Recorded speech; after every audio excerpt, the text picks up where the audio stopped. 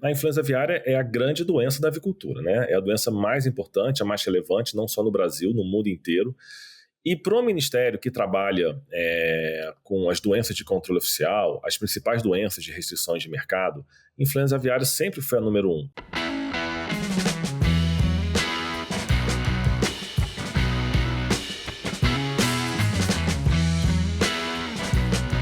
Olá pessoal, sejam todos muito bem-vindos a mais um episódio do nosso podcast O Aviário. A gente tem a proposta de trazer as mentes brilhantes da avicultura brasileira e internacional para conversar um pouquinho com a gente, para a gente se atualizar, para a gente entender como que estão os gargalos da avicultura atual. E hoje nós temos um prazer aqui, uma satisfação enorme de receber o Dr. Bruno Passamilho. Dr. Bruno, ele tem uma história interessante, Dr. Bruno, que ele estava coordenando no Ministério da Agricultura, né, o PNSA, o Plano Nacional de Sanidade Avícola, e aí numa virada da carreira dele, ele resolveu assumir um grande desafio de sair do serviço público, né, de sair e vir para a iniciativa privada, com novos desafios, e aí eu sempre brinco com ele, né, que ele é doido, né, mas que a avicultura brasileira ganhou muito com essa vinda, porque o Bruno, além de ter essa visão internacional, toda ela de sanidade avícola, dos protocolos oficiais, e ele tem essa vivência prática que ele traz lá do começo dele, que ele percorreu aí grandes empresas. Então o Bruno empresta aí a competência dele aí para o mercado. Ele está andando o Brasil afora aí, prestando essa consultoria aí na parte de sanidade avícola, na parte de patologia avícola, que faz com muita competência. Obrigado, Bruno, por você estar aceito o nosso convite, para a gente estar aqui conversando um pouco sobre sanidade avícola, um pouco sobre patologia avícola. É um assunto que sempre desperta muito interesse dos nossos ouvintes e é muito legal a gente poder se atualizar um pouco com o que está acontecendo. Eu vou deixar você fazer a sua apresentação inicial e depois a gente propõe aí um roteiro aqui para a gente seguir quais assuntos nós vamos abordar. Obrigado. Perfeito, obrigado, professor Café, é um prazer, uma honra estar aqui com você, a gente que se encontra aí nos eventos, trocando ideias, e agora aqui também, nesse podcast do Aviário. Eu tenho certeza que a gente vai ter um papo muito legal, vamos explicar melhor sobre a questão da influenza aviária, né? Vamos falar ali dos planos de contingência, a gente tem alguns assuntos bem importantes para falar. E realmente, estou num momento de virada da minha vida, trabalhei por 16 anos no Ministério da Agricultura. Antes do Ministério também já trabalhei no setor produtivo, trabalhava como sanitarista, responsável técnico numa granja de avós.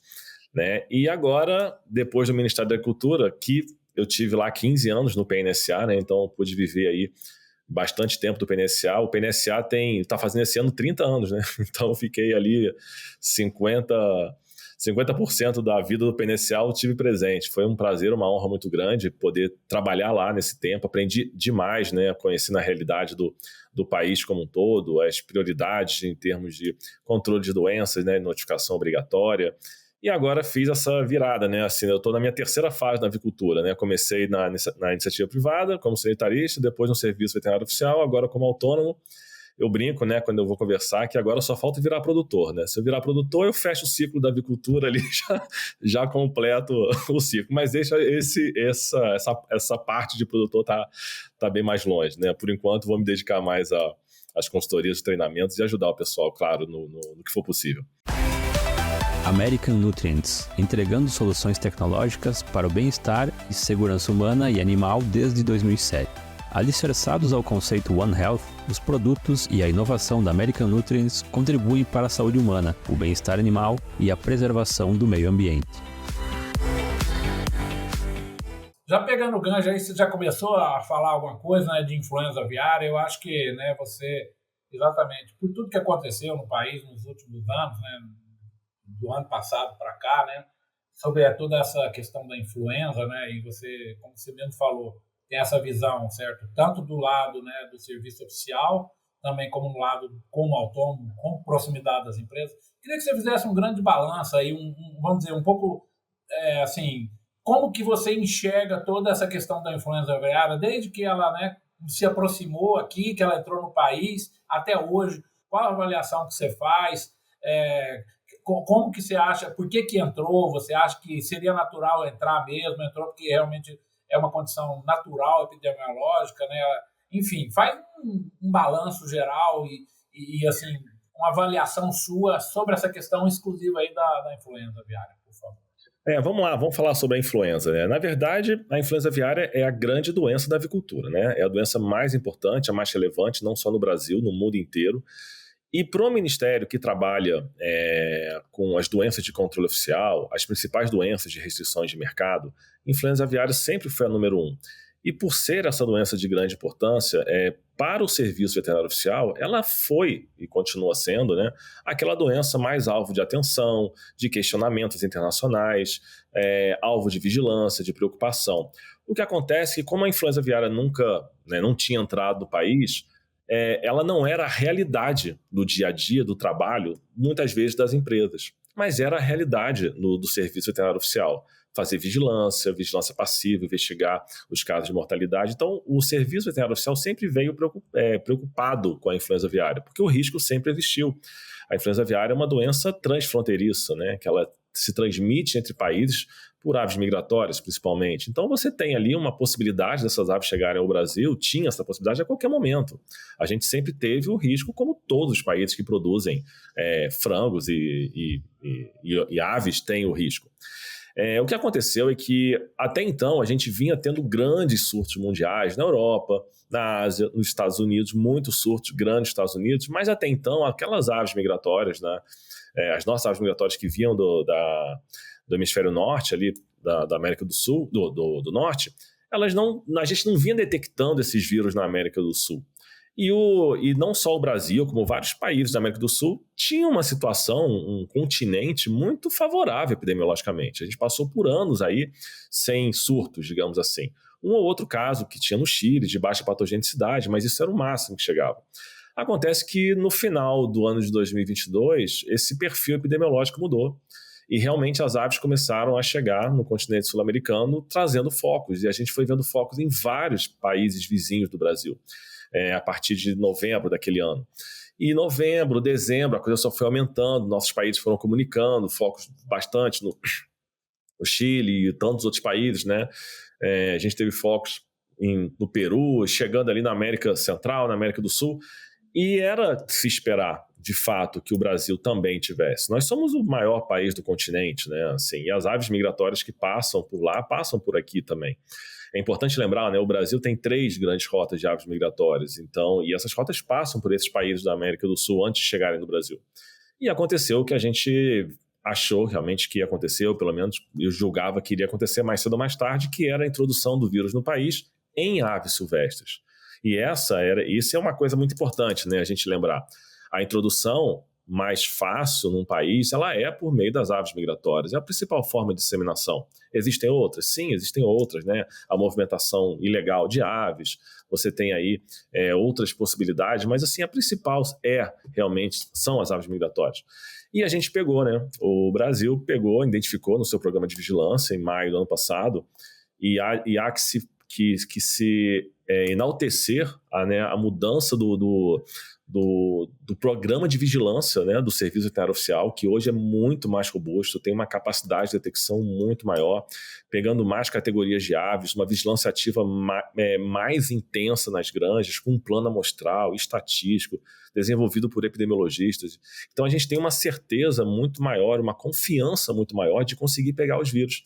E uma coisa muito importante também, Café, foi o seguinte: a parceria que o Ministério fez com os órgãos de meio ambiente, por exemplo, considerando que esse é um vírus provavelmente que circula, né, muito mais nas aves silvestres, essa parceria com os órgãos ambientais é muito importante, porque eles, muitas vezes, são esses profissionais que estão ali nas praias, que estão nas reservas e nos parques e identificam essas aves. E foi o que aconteceu, né? Foi num monitoramento de aves silvestres que a gente conseguiu, então, ter essa comunicação entre os órgãos ambientais e o Ministério na época, e foi detectado o primeiro caso ali no Espírito Santo. E de lá para cá, então, a vigilância foi conseguindo ser capaz de pegar os focos. E a gente teve um grande impulso desses focos ali, lembrando, né, a gente conseguiu pegar esse foco nas aves, elas retornando para o hemisfério norte, foi na volta das aves, não foi na chegada, e teve um grande incremento dos focos ali no mês de junho, julho e tal, e a gente conseguiu baixar ainda bem, né, os focos, a intensidade dos focos começou a baixar ali no final, no último trimestre do ano, 2023. Só que eu quero lembrar uma coisa, o vírus não saiu do Brasil, né? O último foco de influenza aviária foi em junho, né? A gente está em julho. Então a gente já tem aí, um mês sem foco, mas a gente não pode baixar a guarda. Essas aves já estão voltando para o Brasil e a gente vai viver de novo, né, aquele movimento todo que a gente viveu. Então, é importante manter a atenção, manter a guarda e cuidado com a influenza aviária. Eu queria só reforçar uma coisa importante que você falou, Bruno, justamente em relação à eficiência dos nossos órgãos oficiais de defesa sanitária animal, né? Só para reconhecer publicamente o trabalho tanto do Ministério quanto das agências estaduais de defesa sanitária, e inclusive com a ajuda da iniciativa privada, é esse conjunto de forças que está dando ao país, né, essa robustez, como você muito bem falou, da gente monitorar e, assim que a gente acha os focos, agir com a celeridade necessária para a gente manter isso sob controle. E aí, assim, eu queria que você fizesse um rápido comentário também. Eu brinquei, né? A nossa guarda estava fechada, né, para influenza, e aí veio por trás, essa semana aí, um foco, certo, de Newcastle, né? Tem, claro, a semelhança, né, entre as duas doenças, né? Mas eu queria que você comentasse muito rapidamente, só para aproveitar o momento mesmo, né? Por que você acha que isso aconteceu, né? Foi no Rio Grande do Sul, logo depois daquelas tragédias, né? Que talvez muitos colegas comentam que pode ter, de alguma forma, propiciado esse foco. Como é que você enxerga isso e, assim, o paralelo que você faz entre esse foco de Newcastle com a questão da influenza? A questão da Newcastle já tem uma particularidade diferente, né? Porque ele não era um vírus exótico como a influenza era, né? No Brasil não tinha vírus de influenza, veio a ter, né, nas aves silvestres. Depois a gente teve também 3 propriedades de subsistência, o que preocupou bastante, né? Mas não tivemos nas comerciais. Mas a influenza era uma doença exótica. A Newcastle não, o Brasil já teve, né, doenças de Newcastle em vários focos, mas eram muito antigos, né? Os últimos focos de doenças de Newcastle tinham sido em 2006. Agora, o que acontece? Uma coisa que é importante esclarecer. Esse foco no Rio Grande do Sul, eu acho que ele tem 2 informações muito importantes. Primeiro, que o do Ministério detectou um vírus chamado de PPMV, né, que é um Pigeon Paramyxovírus, que é uma variante do Paramyxovírus aviário, mas não deixa de ser um Paramyxovírus aviário. Essa variante de pombo, né, que agora foi detectada na galinha, ela é uma variante patogênica e ela já vem sendo detectada no país há alguns anos, né, em regiões como Nordeste, Sudeste, Sul. Então, esse vírus patogênico que circula em columbiformes, pombos e rolinhas e avoante, como o pessoal chama também, ele já vem sendo detectado causando focos em animais silvestres. A gente não tinha tido ainda um foco, a passagem desse vírus ali causando um problema para galinhas. Só que esse vírus ele classifica como doença de Newcastle. Então, o que acontece? Esse vírus está presente no Brasil, né, em diversos estados. Ele é essencialmente um vírus muito mais presente em pombos. Isso reforça muito a necessidade dos nossos produtores entender a importância de manter as medidas de biosseguridade cada vez mais elevadas, porque o pessoal ficou muito preocupado com a influenza aviária na costa, mas é importante lembrar que a gente tem vírus patogênico, né, do PPMV, que é um dos vírus, uma das variantes da doença de Newcastle, no interior do Brasil, em pombos e colubiformes, que podem muitas vezes estar rondando ali a fábrica de ração, que podem estar rondando granjas. Então a gente tem que manter a biosseguridade. Então esse é um ponto muito importante desse cenário que a gente teve, dessa caracterização viral. E o outro ponto é que o Rio Grande do Sul realmente, devido às enchentes, viveu um desafio muito grande em termos de biosseguridade. Quando você para pensar que, às vezes, muitas granjas ficaram sem energia elétrica, com abastecimento irregular de equipamentos, materiais, talvez até EPIs, abastecimentos irregulares, né, por causa de estradas e tudo. Então, pode ter havido, é provável, né, e muito provável que tenha havido uma quebra de biosseguridade muito grande nos estabelecimentos. E, claro, né, um estado de imunodepressão muito forte nas aves, né? Foi um estresse muito grande para as aves. Então, você tem ali umas aves que viveram uma situação de frio, de água, de umidade, às vezes, né, chovendo dentro do aviário, molhando, claro, muitas morreram também. Então você tem uma condição ambiental desafiadora para a ave, você tem a saúde da ave comprometida, né, uma biosseguridade diminuída por questões óbvias ali, né, de toda uma situação de catástrofe, de emergência, o que também coloca em risco a influenza aviária, porque você imagina que muita ave migratória que tinha o Rio Grande do Sul como um ambiente normal de parada de ave migratória, quando ela chega naqueles locais de parada, o que antes era um lago virou quase um estado. Então as aves migratórias muitas vezes perderam até a sua própria referência. Onde que eu vou pousar? Porque onde eu pousava agora está tudo alagado. Então isso pode gerar também uma grande dispersão das aves migratórias no estado. Né? Elas ficavam mais contidas em áreas alagadas conhecidas e agora a área alagada aumentou muito. Né? Isso, claro, muda a dinâmica epidemiológica das aves migratórias. Então você tem um desafio no Rio Grande do Sul de biosseguridade, um desafio para a saúde das aves, né? E, claro, esse vírus patogênico em pombos, né? Que é uma variante da doença de Newcastle, que já foi identificado no Rio Grande do Sul. Então esse cenário aí ele começa a fechar a conta, assim, você começa a ver que pode ter grandes ligações entre esses elementos que eu coloquei aqui. Vamos então, assim, pegar o gancho aí do que você falou em termos de medidas, né, de prevenção, conversar um pouquinho sobre exatamente essa questão aí da biosseguridade, né, muito bem lembrado por você. Eu acho que talvez, se teve uma coisa boa nessa questão da influenza, foi que os protocolos de biosseguridade de todas as empresas, eu falo aqui por Goiás, onde eu acompanho, não teve nenhuma empresa que não se mexeu, não teve. Todo mundo, claro, com aquela ameaça, né? Todo mundo, claro, melhorou a biosseguridade. Então, realmente, coisa que não era tão ruim, mas melhorou assim, substancialmente. Algumas empresas, inclusive, que não levavam isso, vamos dizer, a ferro e fogo, melhoraram e enfim, melhorou muito.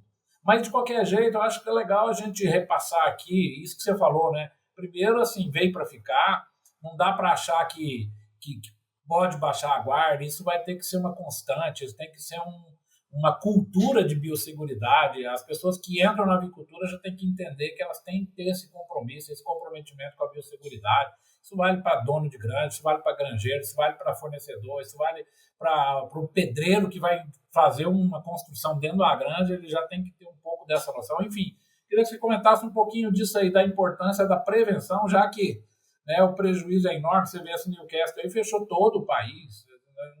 Se isso aí demorar um tempo maior, tem um prejuízo enorme, né? Eu acredito até que vai ser rápido, porque todas as medidas foram tomadas. Aproveito mais uma vez para parabenizar aí o Rio Grande do Sul e o Ministério por ter feito o dever de casa com nota 10.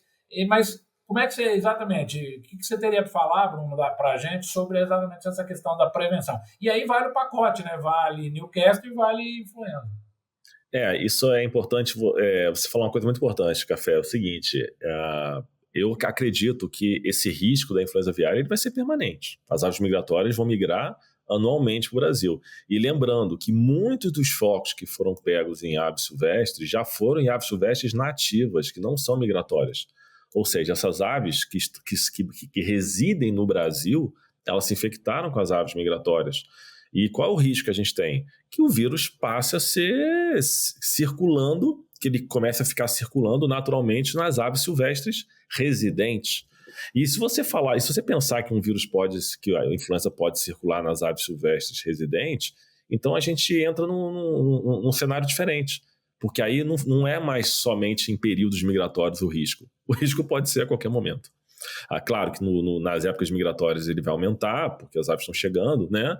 Mas se ele estiver já instalado aqui nas aves nativas. Então, isso reforça o seguinte: a biosseguridade é uma medida cada vez mais importante. E lembrando, agora com esse vírus Newcastle, né, um vírus que já foi detectado na sua forma patogênica em outros estados, em pombos silvestres, a gente tem um desafio nessa fauna silvestre por influenza, e, né, recentemente, e a gente vai ter esse desafio agora também por conta desse vírus, né, de Newcastle. E aí eu quero dar a minha opinião sobre o sucesso do Brasil ou de qualquer país contra a influenza aviária e doença de Newcastle. Lembrando que as duas são emergenciais, causam paralisação de exportações, as duas são as doenças mais importantes. Eu vejo que o sucesso num programa de um país para controlar essas doenças, ele reside em 5 pilares. Que o primeiro pilar é um pilar que melhorou muito, que é o pilar da vigilância. O Ministério fez uma revisão do seu plano de vigilância, a vigilância passiva está sendo realizada de uma forma mais intensa. A vigilância passiva, né, só para lembrar, é aquela que você reage a alguma situação anormal. Uma mortalidade, uma estomatologia clínica. Então, o serviço é acionado para reagir porque alguém fez uma denúncia, alguém fez uma notificação de uma suspeita. Isso é passivo. Que melhorou muito. Os estados estão muito mais preparados para atender as suspeitas e coletar corretamente, mandar o material correto para o laboratório. O nosso laboratório é um laboratório de referência da Organização Mundial de Saúde Animal na América do Sul, dá um diagnóstico em menos de 24 horas. Então a gente tem uma situação que melhorou muito, a questão laboratorial, as coletas, a vigilância. E a vigilância ativa, que é aquela que você vai buscar o agente no ambiente, né? São as pesquisas, os inquéritos epidemiológicos, ela melhorou, como eu comentei já, né? Está muito mais robusta, pega o Brasil inteiro, propriedades de corte, de postura, reprodução, propriedades de aves de subsistência. Então, o Ministério está fazendo um dever de casa, junto com os órgãos estaduais, de procurar o vírus. Então, esse é o primeiro pilar, vigilância. O segundo pilar é o pilar da prevenção, que é a biosseguridade. E nisso, realmente, a gente vê uma grande melhoria.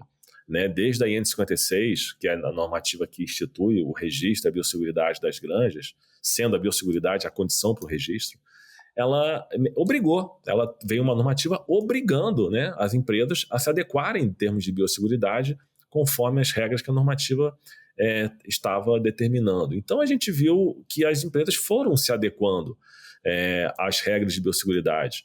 Então, e a gente teve um salto na prevenção. E graças a esse salto, eu posso dizer que eu acredito muito no sucesso da prevenção para ter segurado a influenza aviária e ela ter parado na avicultura de subsistência. Porque ela poderia ter entrado na avicultura comercial e não entrou, que são as granjas que têm realmente biosseguridade. Esse é o segundo pilar. Agora, o terceiro pilar, que para mim ainda é um gargalo e que precisa melhorar, que não é mais a prevenção, mas é o pilar da reação. São os planos de contingência. Por quê? Porque uma coisa é você prevenir, mas outra coisa é você reagir ao problema. Então, o que acontece? Na minha percepção, a gente deu muito mais ênfase na prevenção, certo? Só que agora está no momento da gente melhorar os nossos protocolos para reação. Né? As empresas atualizarem seus protocolos. É importante lembrar que o Ministério deu um comando por ofício aos órgãos estaduais para que fiscalizem, né, com mais ênfase a questão dos protocolos de contingência, para que as empresas estejam prontas para reagir. Porque a reação a um foco de Newcastle influenza ela é uma responsabilidade compartilhada. Né? O Serviço Veterinário Oficial vai ter as suas atribuições, mas a iniciativa privada vai ter as suas também. Então, acredito que esse é um ponto que a gente pode melhorar. Estarmos mais preparados para os protocolos de depopulação, que ainda que sejam drásticos, e a gente precisa saber fazê-los, dominar as técnicas, os instrumentos, equipamentos, os métodos. Os protocolos de depopulação de aves, de destruição de carcaças, de limpeza e desinfecção, interdições, restrições de trânsito. Então, isso a gente nunca tinha vivenciado na prática, assim, pelo menos desde os últimos focos de 2006. Agora, com o caso de Newcastle, a gente está vivendo, o protocolo está sendo colocado em prática pelo Serviço Veterinário Oficial e a própria iniciativa privada na região. Então, e está tendo êxito, né? Está tendo êxito, né? A condução do foco está sendo muito bem conduzida. Acredito que tem esperança que seja resolvido muito rápido a questão desse foco. Então, mas de qualquer forma, as empresas têm que estar muito mais preparadas, né? Que é esse terceiro pilar da reação. O quarto pilar, para mim, também é um pilar que precisa melhorar. Treinamentos e capacitações, porque não adianta a gente ter os protocolos escritos se o pessoal, na hora de entrar em campo, não souber jogar o jogo. Então, treinamentos, capacitações, estimular aqui as empresas, associações, cooperativas a realizarem simulados, treinamentos. E aí, quando a gente fala em simulado de treinamento, também, claro, de biosseguridade, né, que foi o segundo pilar que eu comentei, e o terceiro, de contingência. Então, ter pessoas cada vez mais preparadas. Né, as empresas devem investir bastante em treinamento e capacitação de biosseguridade, contingência, porque na hora que tiver que fazer uma medida de emergência, que a gente tenha profissionais capazes, treinados para fazer. E o quinto pilar, que eu acredito, né, que do sucesso para a gente combater e prevenir influenza aviária no Newcastle, são as boas relações institucionais entre iniciativa privada e serviço veterinário oficial. E quando a gente fala oficial, federal e estadual. Por quê? Porque o sistema de defesa agropecuária do Brasil ele é um sistema compartilhado de responsabilidades. O Ministério da Agricultura tem as suas responsabilidades, os órgãos estaduais têm a sua, né? E a própria iniciativa privada tem a sua também. E eu uso muito um jargão, né? Já falei isso em várias palestras, tem gente que talvez ouvindo aqui já vai lembrar, mas eu falo assim, essas três partes, federal, estadual e privada, jogam no mesmo time, né? Todo mundo joga ali, usando o trocadilho da palavra, né? O serviço de defesa joga na defesa. É responsabilidade da defesa o quê? Não deixar levar gol, não deixar os vírus entrarem e causarem um estrago. Cabe à iniciativa privada fazer a sua parte. Fazer ali, gerar emprego, produzir da forma correta, atender os protocolos, né, gerar divisas para o país, expandir, né, produzir com qualidade. Só que a gente sabe que, né, quando a gente está em ameaça, sendo atacado, né, quando a gente tem vírus ameaçando a defesa, é importante que o ataque recue, né, para ajudar a defesa. É importante, quem entende futebol aí sabe que se o ataque ficar parado lá na frente e falar, a defesa se vira aí, a chance de levar gol é pior, né? Então a gente precisa de todo mundo junto, fazendo esse esforço, né, institucional coletivo, para que a gente tenha, então, uma ótima distribuição de tarefas e que cada um saiba fazer e faça o que é da sua responsabilidade. Então acredito que é isso aí. E a gente está caminhando, né, para esses 5 pilares serem cada vez melhores. Agora o plano de contingência sendo desenvolvido e mais treinamentos e capacitações também que a gente tem visto. Eu só queria reforçar esse último ponto, que eu acho que você foi muito feliz em tocar nisso, isso é super importante, eu acho que é uma mensagem que a gente tem que estar sempre reforçando, exatamente na união aí da iniciativa privada com a iniciativa, certo, oficial. Como você muito bem colocou, eles estão no mesmo time, eles estão na mesma canoa, se afundar, afunda todo mundo. Então, eu acho que reforçar isso, eu acho que no passado existia uma certa desconfiança dos dois lados, a gente já passou por essa fase, o Ministério fez isso de uma maneira muito inteligente, até te elogio, Bruno, que você foi uma das pessoas que plantou essa semente de, gente, nós estamos no mesmo, não tem que ter briga entre a iniciativa privada e o órgão oficial, eles estão exatamente remando no mesmo sentido, né? Então, reforçar isso aí para as associações, eu inclusive faço parte, né, da Associação Goiana de Avicultura, mas reforçar isso Brasil afora, que a iniciativa privada e a iniciativa pública, eles têm os seus deveres e que tem que estar um compartilhando com o outro, um junto do outro. Muito legal esse recado que você coloca aí, eu só queria reforçar isso. Agora, Bruno, eu queria pegar esse seu terceiro pilar aí em relação ao plano de contingência. Eu acho assim que até, né, você me colocou, a legislação hoje está cobrando, inclusive das empresas que têm os seus planos atualizados. Né, os órgãos de defesa estadual também precisam de deixar todos esses planos atualizados. Eu queria que vocês, assim, tem muita gente que não sabe o que é um plano de contingência, certo? Eu queria que você desse uma aula aí para a gente, assim, desde as pessoas que não sabem o que é um plano de contingência, até as pessoas responsáveis nas empresas por elaborar ou atualizar os seus planos de contingência. Porque você falou muito bem, é uma questão de reação. E nós estamos exatamente no momento sendo ameaçados, assim, talvez, né, na história nossa aí, esse é o pior momento. E agora, ainda essa semana, com o reforço aí da ameaça do Newcastle, quer dizer, talvez nós estemos mais, nesse momento, sendo super bombardeados, né? Então, eu queria que você conversasse um pouco, eu sei que você tem, inclusive, prestado essa assessoria aí para várias empresas, para vários estados, né? Mostrando e ajudando a elaboração de planos de contingência. Aliás, até muito... Assim, a gente agradece, a agricultura brasileira agradece, que a gente precisa disso, né? Como você falou, é um dos pilares, né? Então, a gente vai estar prevenindo se a gente tiver isso pronto. E é como você falou, isso está acontecendo agora, né? Para quem não acredita, né, olha aí essa semana aí, o que aconteceu com o Newcastle, né? Eu queria que você desse aí poucos minutos, né? Claro que merecia uma palestra de horas, mas eu queria que você falasse realmente sobre plano de contingência. O plano de contingência ele é um plano para ser executado numa situação de emergência. O que é uma situação de emergência? É quando o vírus entra. Entrou uma Newcastle, entrou uma influenza numa avicultura comercial, seja postura, corte ou reprodução. Na hora que um vírus desse entra, qual é a função, qual é o objetivo de um plano de contingência? Conter a infecção, evitar que ela se dissemine para outras granjas, outras propriedades, para que a condição sanitária do país seja restabelecida.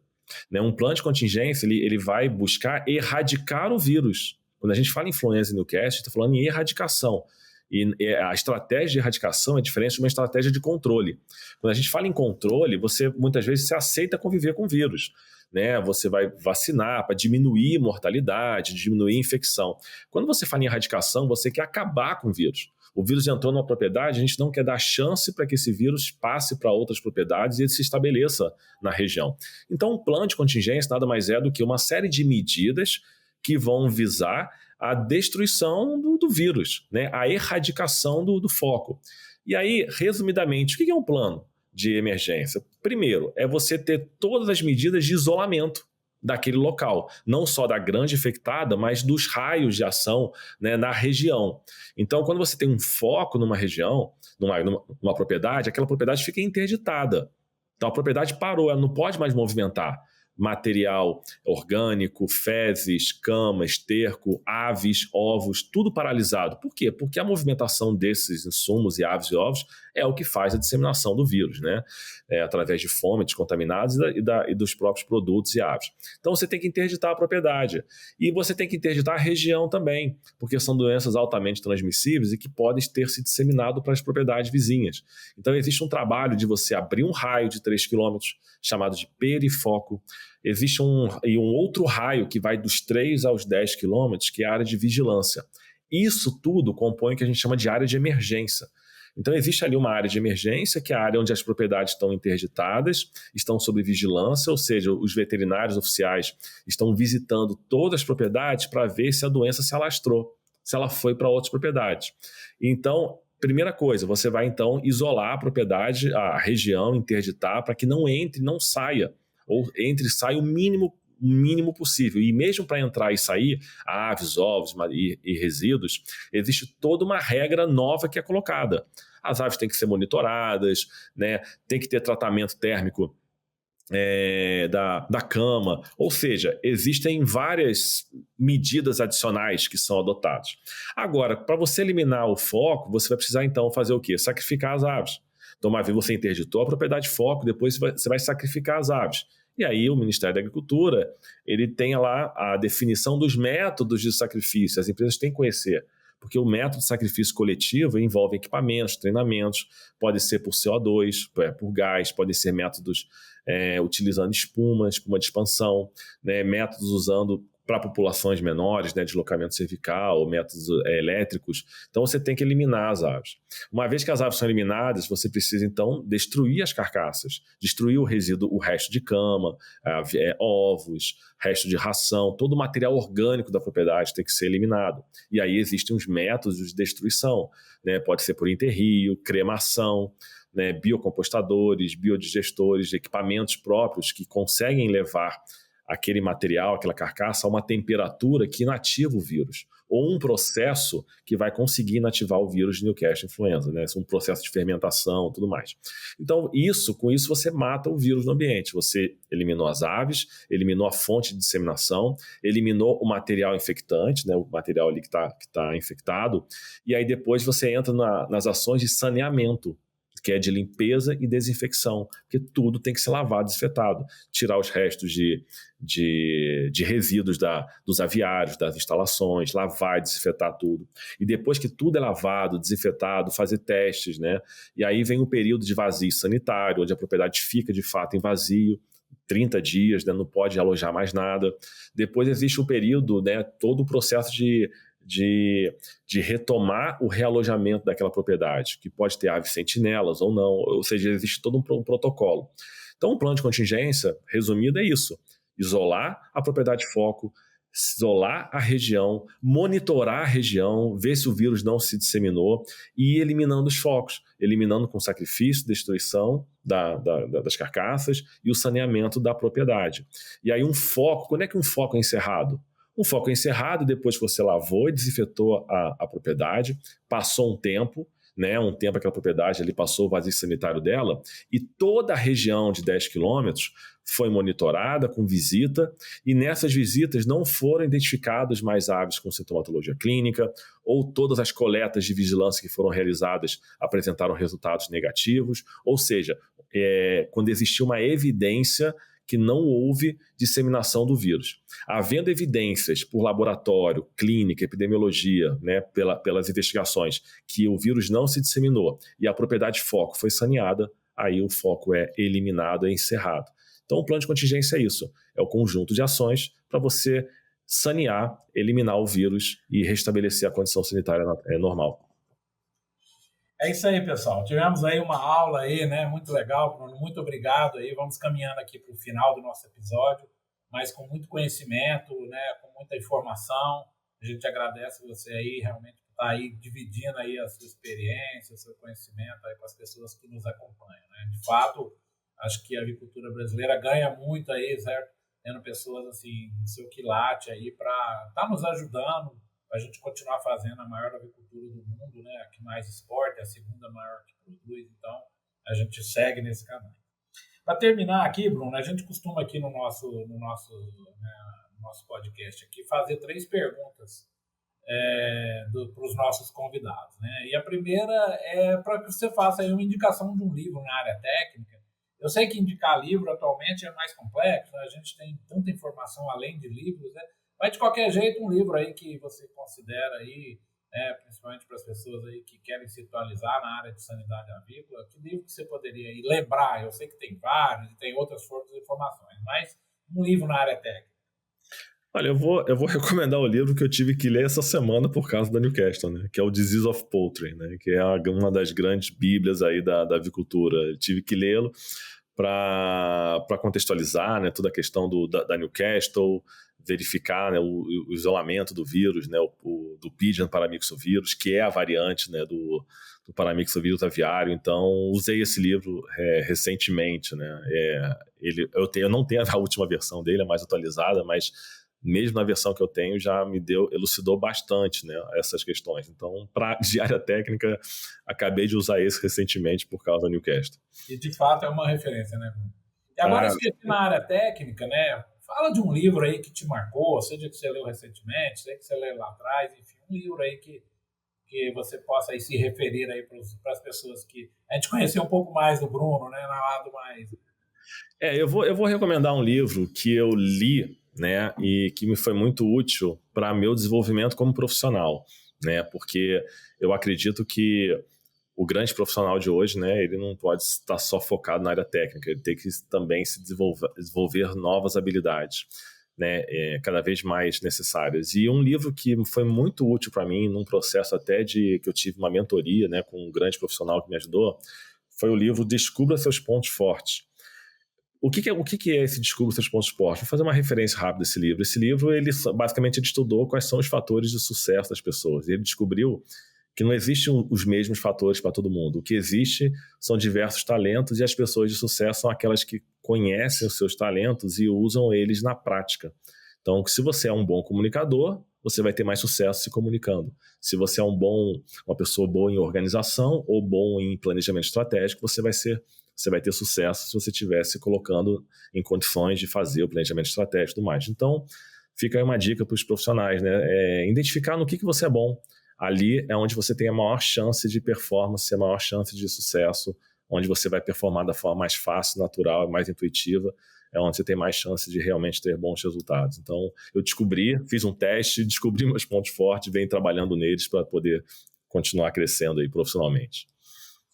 E a última pergunta tem muito a ver com o que você acabou de falar, né? A pergunta que a gente faz classicamente aqui para terminar os episódios é exatamente essa. O que tem que ter, né, o profissional de sucesso, né? Aí vamos focar um pouco aqui o patologista, né, o sanitarista. O que você acha que, né? E claro, o desenvolvimento profissional, até um recado para a moçada, os mais novos aí que estão dando os primeiros passos profissionais.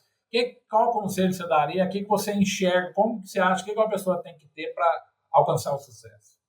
Eu acredito, Café, que é o seguinte, já foi o tempo onde bastava você ser, às vezes, somente muito bom na área técnica. Você ser muito bom patologista ou sanitarista, estudar, conhecer tudo dos vírus, dos protocolos. O que eu vejo? Que cada vez mais nós somos desafiados a nos desenvolvermos nas áreas de gestão, nas áreas de liderança, nas áreas de comunicação, né, de trabalho em equipe, organização de projetos. Infelizmente, o profissional ele sai da faculdade sem ver isso. Nenhum profissional tem aula de liderança. E o que eu vejo? Se você quer crescer na vida, e acredito que a maioria quer, é natural que quanto mais você vai crescendo dentro de uma instituição, mais cargos de liderança você vai buscando, mais cargos de gestão.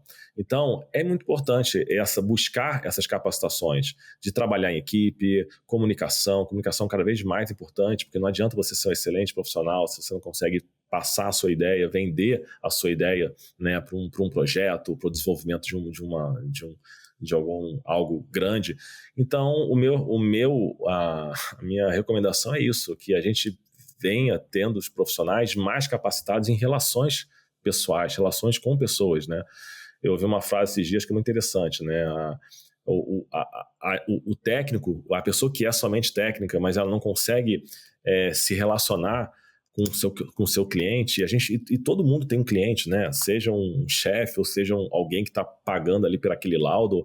Se você não consegue se relacionar, as pessoas vão, muitas vezes, buscar outros profissionais com que elas possam conversar, ter confiança e que elas entendam. Já foi aquele tempo daquele doutor que fica sentado lá em cima e escreve super complicado e as pessoas dizem amém. Isso não vai acontecer, né? Então, minha dica é essa, é buscar outras formações gerenciais, principalmente liderança e relacionamento, né? Relacionamento interpessoal, que para mim está cada vez mais difícil ultimamente. As pessoas se relacionam de uma forma muito complicada e aquele profissional que se relaciona bem, ele tem aí um grande diferencial no mercado. Bruno, muitíssimo obrigado. A gente teve, de fato, aqui uma conversa muito, muito produtiva, né? Várias informações, várias dicas, né? Muito conhecimento. Eu realmente, novamente, quero, de novo aí, elogiar aí o trabalho que você tem feito. E eu acho que, volto a dizer, a avicultura brasileira é grande porque as pessoas que trabalham na avicultura são muito dedicadas. Normalmente, o profissional da avicultura é aquele cara diferenciado, aquele cara que acorda mais cedo, que dorme mais tarde. É um cara, como você falou, você está aí, uma pessoa que conhece de tudo, mas está lá, volta lá para o livro para dar uma atualizada. O tempo todo a gente é cobrado o tempo todo de estar super atualizado, né? Então, assim, esse é o perfil da avicultura, todo mundo que trabalha, né, nessa área sabe disso.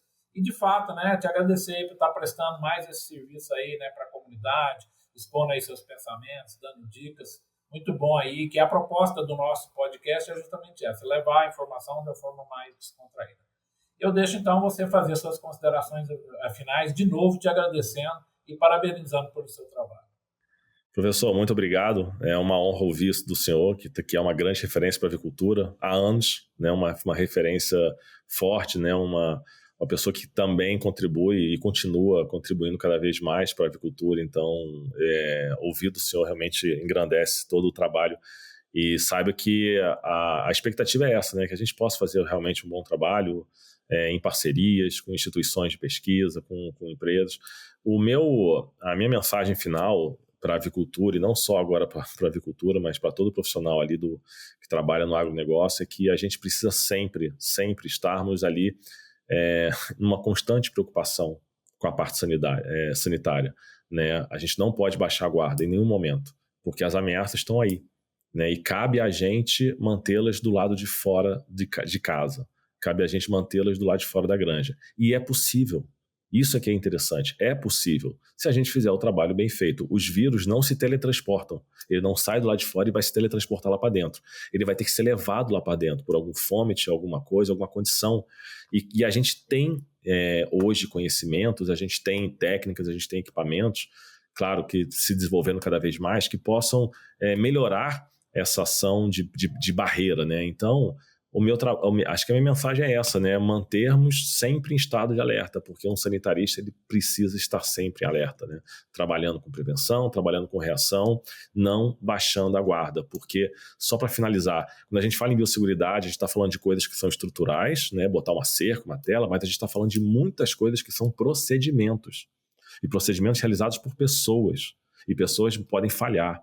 Então você precisa sempre estar treinando o seu pessoal. O pessoal tem que estar com um nível de conscientização alto, porque aí, para eles vão estar treinados, conscientes, vão fazer corretamente. Uma empresa que tem profissionais conscientes, treinados, vai fazer corretamente, a chance de sucesso, de evitar essas doenças é muito maior. Então essa acho que era a mensagem final e vamos lá para a gente segurar esses vírus aí. De novo, Bruno, muito obrigado, pessoal. É isso que nós temos para hoje. Esperamos vocês nos nossos próximos episódios, sempre trazendo as mentes brilhantes da avicultura para conversar aqui com a gente. Obrigado, tchau, tchau. Esperamos vocês nos próximos episódios.